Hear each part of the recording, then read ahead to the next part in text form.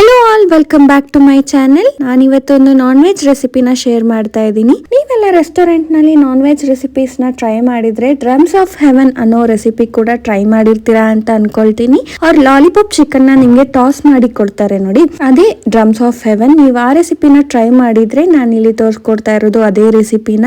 ನಾನು ಇಲ್ಲಿ ಮೊದಲಿಗೆ ಒಂದು ಮೊಟ್ಟೆ ಹಾಗೆ ಅದಕ್ಕೆ 2 ಚಮಚದಷ್ಟು ಶುಂಠಿ ಬೆಳ್ಳುಳ್ಳಿ ಪೇಸ್ಟ್ ಹಾಕೊಂಡಿದ್ದೀನಿ. ಅದಕ್ಕೆ 1 ಪ್ಯಾಕ್ ಅಷ್ಟು ಕಬಾಬ್ ಪೌಡರ್, ನಾನಿಲ್ಲಿ ತೇಜು ಕಬಾಬ್ ಪೌಡರ್ ನ ಯೂಸ್ ಮಾಡ್ತಾ ಇದೀನಿ. ನೀವು ಯಾವ ಕಬಾಬ್ ಪೌಡರ್ ಬೇಕಾದ್ರೂ ಯೂಸ್ ಮಾಡಬಹುದು, ಅಥವಾ ಹೋಮ್ ಮೇಡ್ ಕಬಾಬ್ ಪೌಡರ್ ನೀವು ಹೇಗ್ ಮಾಡ್ತೀರಾ ಮನೇಲಿ ಕಬಾಬ್ ಪೌಡರ್ ಅದೇ ತರ ಕೂಡ ಆಡ್ ಮಾಡ್ಕೊಳ್ಬಹುದು. ಅದಾದ್ಮೇಲೆ ನಾನಿಲ್ಲಿ ಸ್ವಲ್ಪ ಗರಂ ಮಸಾಲೆ ಹಾಗೆ ಸ್ವಲ್ಪನೇ ಉಪ್ಪು ಹಾಕೊಂಡಿದ್ದೀನಿ, ಯಾಕಂದ್ರೆ ಕಬಾಬ್ ಪೌಡರ್ ಅಲ್ಲಿ ಉಪ್ಪು ಇರುತ್ತೆ. ಹಂಗಾಗಿ ಅದಕ್ಕೆ ನಾನು 3 ಸ್ಪೂನ್ ಅಷ್ಟು ಕಾರ್ನ್ ಫ್ಲೋರ್ ನ ಆಡ್ ಮಾಡ್ಕೊಂಡಿದ್ದೀನಿ. ಬೇಕಂದ್ರೆ ಕೊನೆಯಲ್ಲಿ ಕೂಡ ಆಡ್ ಮಾಡ್ಕೊಳ್ಬಹುದು. ಹಂಗಾಗಿ ಅಂಡ್ ಅದಕ್ಕೆ ಸ್ವಲ್ಪ ಅರಿಶಿನ ಪುಡಿ ಹಾಗೆ ಕಾಳು ಮೆಣಸಿನ ಪುಡಿ ಕೂಡ ಹಾಕೊಂಡು ಇಲ್ಲಿ ಚೆನ್ನಾಗಿ ಮಿಕ್ಸ್ ಮಾಡ್ಕೊಳ್ತಾ ಇದ್ದೀನಿ. ನೀರೇನು ಹಾಕೋ ಹಾಗಿಲ್ಲ, ಬೈಂಡಿಂಗ್ ಗೆ ಅಂತಾನೆ ನಾವ್ ಎಗ್ ಹಾಕೊಂಡಿರೋದು. ಅಂಡ್ ಶುಂಠಿ ಬೆಳ್ಳುಳ್ಳಿ ಪೇಸ್ಟ್ ಕೂಡ ಇರುತ್ತಲ್ಲ, ಸೊ ಹಂಗಾಗಿ ನೀರ್ ಹಾಕ್ಬೇಡಿ. ನೋಡಿ, ಇಷ್ಟ ಆಗಿದ್ರೆ ಸಾಕು. ಇದಕ್ಕೆ ನಾನಿಲ್ಲಿ 1 kg ಅಷ್ಟು ಲಾಲಿಪಾಪ್ ಚಿಕನ್ ನ ಆಡ್ ಮಾಡ್ಕೊಳ್ತಾ ಇದೀನಿ. ನೀವು ಬೇಕಂದ್ರೆ ಇದಕ್ಕೆ ಖಾರದ ಪುಡಿ ಕೂಡ ಆಡ್ ಮಾಡ್ಕೊಂಡು ನೀವು ಹಾಗೆ ಕೂಡ ಕಬಾಬ್ ತರನೇ ತಿನ್ಬಹುದು. ಬಟ್ ನಾನಿಲ್ಲಿ ಆಮೇಲೆ ಟಾಸ್ ಮಾಡೋದ್ರಿಂದ ಮಸಾಲೆ ಎಲ್ಲ ಬರುತ್ತೆ, ಸೊ ಹಂಗಾಗಿ ಇಲ್ಲಿ ನಾನು ಸ್ಕಿಪ್ ಮಾಡಿದೀನಿ. ಹಾಗೆ ನೀವು ಇದನ್ನ ಚರಿ ಲೈಕ್ ಮಾಡ್ತಾನೆ, ಹಂಗಾಗಿ ನಾನು ಇಲ್ಲಿ ಚಿಲ್ಲಿ ಪೌಡರ್ ನ ಸ್ಕಿಪ್ ಮಾಡಿದೀನಿ.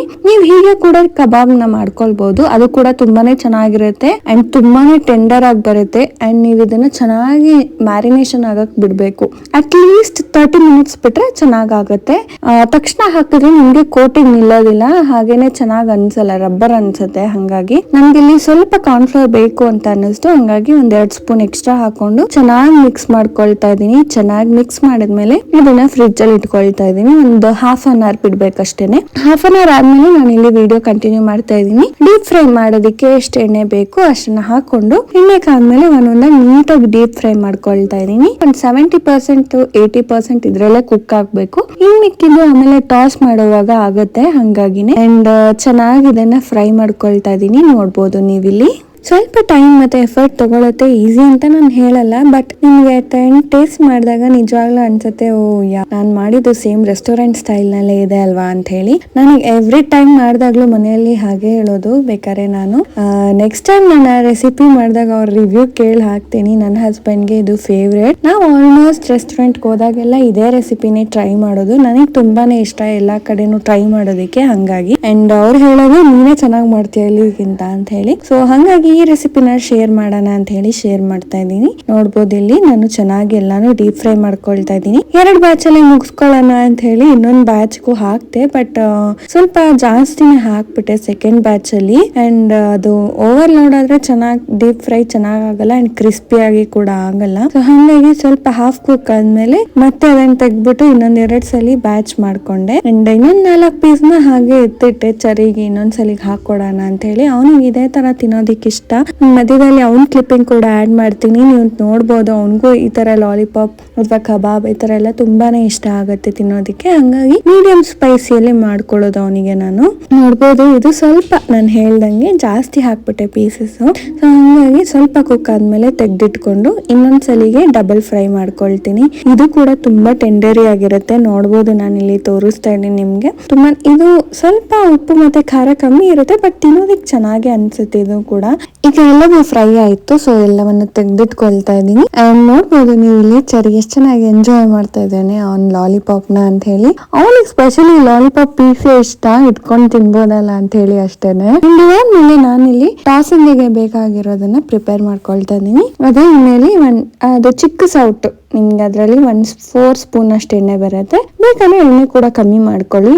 ಅದಕ್ಕೆ ನಾನು ಸ್ವಲ್ಪ ಜೀರಿಗೆನ ಹಾಕೊಂಡು ಅದಾದ್ಮೇಲೆ 2 ಚಿಕ್ಕದಾಗಿ ಹೆಚ್ಚಿರುವಂತೆ ಈರುಳ್ಳಿನ ಹಾಕೊಂಡಿದೀನಿ. ಇದನ್ನ ಹೈ ಫ್ಲೇಮ್ ನಲ್ಲಿ ನೀವು ಫ್ರೈ ಮಾಡ್ಕೊಳ್ಬೇಕು, ಚೆನ್ನಾಗಿ ಫ್ರೈ ಮಾಡ್ಕೊಳ್ಳಿ. ಇದಾದ್ಮೇಲೆ ಇದಕ್ಕೆ ನಾನು ಅರ್ಧ ಚಿಕ್ಕದಾಗಿ ಹೆಚ್ಚಿರುವಂತ ಕ್ಯಾಪ್ಸಿಕಮ್ ನ ಕೂಡ ಹಾಕೊಳ್ತೀನಿ. 2 ಕೂಡ ಅಷ್ಟೇ ಚೆನ್ನಾಗಿ ಫ್ರೈ ಆಗೋದಿಕ್ಕೆ ಬಿಡ್ಬೇಕು. ಅಷ್ಟರಲ್ಲಿ ನಾನು ಈ ಕಡೆ ಸಾಸ್ ಮಿಕ್ಸ್ಚರ್ ನ ಕೂಡ ಮಾಡ್ಕೊಳ್ತಾ ಇದೀನಿ. ಏನಂದ್ರೆ ಇದಕ್ಕೆ ಮೊದಲಿಗೆ ಸೆಜ್ವಾನ್ ಚಟ್ನಿ ಕೂಡ ಹಾಕೊಳ್ತೀನಿ. ಹಾಕೊಳ್ತಾ ಇದ್ದೀನಿ. ನಿಮ್ಗೆ ಅದು ಸಾಸ್ ಅಂತ ಕೂಡ ಬರ್ಬೋದು ನೇಮ್ ಅಲ್ಲಿ. ಅದನ್ನು ನಾನಿಲ್ಲಿ 2.5 ಸ್ಪೂನ್ ಅಷ್ಟು ಹಾಕೊಂಡಿದ್ದೀನಿ. ಅದಕ್ಕೆ ಇಲ್ಲಿ ರೆಡ್ ಚಿಲ್ಲಿ ಸಾಸ್ ನ 1 ಅಥವಾ 1.5 ಸ್ಪೂನ್ ಹಾಕೊಂಡಿದ್ದೀನಿ. ಹಾಗೆ 1/2 ಸ್ಪೂನ್ ಅಷ್ಟು ಸೋಯಾ ಸಾಸ್ ಹಾಕೊಂಡಿದ್ದೀನಿ. ಹಾಗೆ 1 ರಿಂದ 1.5 ಸ್ಪೂನ್ ಅಷ್ಟು ಟೊಮೆಟೊ ಕೆಚಪ್ ನ ಹಾಕೊಂಡಿದ್ದೀನಿ. ಇದಕ್ಕೆ ನಾನು 1 ಸ್ಪೂನ್ ಅಷ್ಟು ಗರಂ ಮಸಾಲೆ ಹಾಗೂ 1.5 ಸ್ಪೂನ್ ಅಷ್ಟು ಚಿಲ್ಲಿ ಪೌಡರ್ ನ ಹಾಕೊಂಡು ಸ್ವಲ್ಪ ಉಪ್ಪು ಹಾಗೆ ಸ್ವಲ್ಪ ಸಕ್ಕರೆನ ಹಾಕೊಂಡಿದ್ದೀನಿ. ಹಾಗೆ ಸ್ವಲ್ಪ ಕಾಳು ಮೆಣಸಿನ ಪುಡಿ ಹಾಕೊಂಡು ಚೆನ್ನಾಗಿ ಮಿಕ್ಸ್ ಮಾಡ್ಕೊಳ್ಬೇಕು.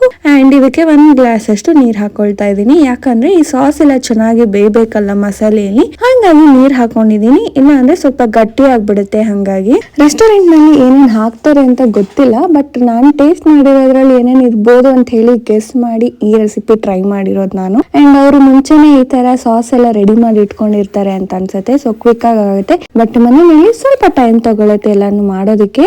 ಅಂಡ್ ಅದಾದ್ಮೇಲೆ ಅದಕ್ಕೆ ನಾನಿಲ್ಲಿ 1 ಸ್ಪೂನ್ ಅಷ್ಟು ಶುಂಠಿ ಬೆಳ್ಳುಳ್ಳಿ ಪೇಸ್ಟ್ ಹಾಕೊಂಡು ಅದನ್ನ ಚೆನ್ನಾಗಿ ಫ್ರೈ ಮಾಡ್ಕೊಂಡ್ಮೇಲೆ ಇಲ್ಲಿ ಮಿಕ್ಸ್ ಮಾಡ್ಕೊಂಡಿದ್ದಂತ ಸಾಸ್ ಮಿಕ್ಸ್ಚರ್ ನ ನಾನಿಲ್ಲಿ ಸೇರಿಸ್ಕೊಂಡಿದೀನಿ. ಇದು ಚೆನ್ನಾಗಿ ಕುದಿಬೇಕು ಅಂಡ್ ಇದು ಅರ್ಧದಷ್ಟು ನೀರು ಹಾವಿ ಆಗ್ಬೇಕು, ಅಲ್ಲಿವರೆಗೂ ಚೆನ್ನಾಗಿ ಬೇಯಿಸ್ಬೇಕು, ಹಸಿ ವಾಸನೆ ಹೋಗ್ಬೇಕು ಮೇನ್ ಆಗಿ. ಅಂಡ್ ನೀವು ಎಲ್ಲ ಟೇಸ್ಟ್ ಚೆಕ್ ಮಾಡ್ಕೊಳ್ಳಿ, ಉಪ್ಪು ಖಾರ ಹುಳಿ ಸ್ವೀಟ್ ಎಲ್ಲ ಕೂಡ ಇರತ್ತೆ ಇದ್ರಲ್ಲಿ, ನೀವ್ ಯಾವ್ದು ಬೇಕಾದ್ರೂ ಆಲ್ಟರ್ ಮಾಡ್ಕೊಳ್ಬಹುದು. ಅಂಡ್ ಇದಾದ್ಮೇಲೆ ಅದು ಚೆನ್ನಾಗಿ ಬೆಂದ್ಮೇಲೆ ನಾನಿಲ್ಲಿ ಲಾಲಿಪಾಪ್ ಪೀಸಸ್ ಕೂಡ ಆಡ್ ಮಾಡ್ಕೊಂಡಿದೀನಿ. ಅಂಡ್ ಇದನ್ನ ಅವಾಗ ಹೀಗೆ ಉಲ್ಟಾ ಮಾಡ್ತಾ ಇರಿ, ಇಲ್ಲ ಒಂದ್ ಕಡೆ ಡ್ರೈ ಅನ್ಸ್ಬೋದು, ಮಸಾಲೆ ಚೆನ್ನಾಗಿ ಇಟ್ಕೊಂಡಿರಲ್ಲ. ಹಂಗಾಗಿ ದೊಡ್ಡ ಪ್ಯಾನ್ ಇಲ್ಲ, ಸೊ ಹಂಗಾಗಿ ನಾನು ಇರೋದ್ರಲ್ಲಿ ಮಾಡ್ತಾ ಇದ್ದೀನಿ. ದೊಡ್ಡ ಓಕೆ ಇದ್ರೆ ಅದ್ರಲ್ಲಿ ಇನ್ನೂ ಚೆನ್ನಾಗಿ ಮಾಡ್ಬೋದು. ನೋಡಿ ಇಷ್ಟ ಆಗಿದ್ರೆ ಸಾಕು. ನಾನು ಕೊನೆಯಲ್ಲಿ ಕೊತ್ತಂಬರಿ ಸೊಪ್ಪನ್ನ ಸೇರಿಸ್ಕೊಂಡು ಮಿಕ್ಸ್ ಮಾಡ್ಕೊಳ್ತಾ ಇದ್ದೀನಿ. ಇದಾಗಿತ್ತು ಇವತ್ತಿನ ರೆಸಿಪಿ. ಈ ರೆಸಿಪಿ ಇಷ್ಟ ಆದ್ರೆ ಪ್ಲೀಸ್ ಟ್ರೈ ಮಾಡಿದ್ರೆ ಕಮೆಂಟ್ ಸೆಕ್ಷನ್ ಅಲ್ಲಿ ಕಮೆಂಟ್ ಮಾಡೋದನ್ನ ಮರಿಬೇಡಿ. ಅಂಡ್ ನನ್ನ ವ್ಲಾಗ್ಸ್ ಹೇಗ್ ಬರ್ತಿದೆ ಅಂತ ಕೂಡ ಕಮೆಂಟ್ ಸೆಕ್ಷನ್ ಅಲ್ಲಿ ಹೇಳಿ. ಇದಾಗಿತ್ತು ಇವತ್ತಿನ ವ್ಲಾಗ್. ಈ ವ್ಲಾಗ್ ಇಷ್ಟ ಅಂದ್ರೆ ಲೈಕ್, ಶೇರ್ ಅಂಡ್ ಕಮೆಂಟ್ ಮಾಡೋದನ್ನ ಮರಿಬೇಡಿ. ಅಂಡ್ ಸಬ್ಸ್ಕ್ರೈಬ್ ಮಾಡಿಲ್ಲ ಅಂದ್ರೆ ಪ್ಲೀಸ್ ಸಬ್ಸ್ಕ್ರೈಬ್ ಮಾಡಿ. ಮುಂದಿನ ವ್ಲಾಗ್ ಅಲ್ಲಿ ಸಿಗೋಣ. Until then bye, take care.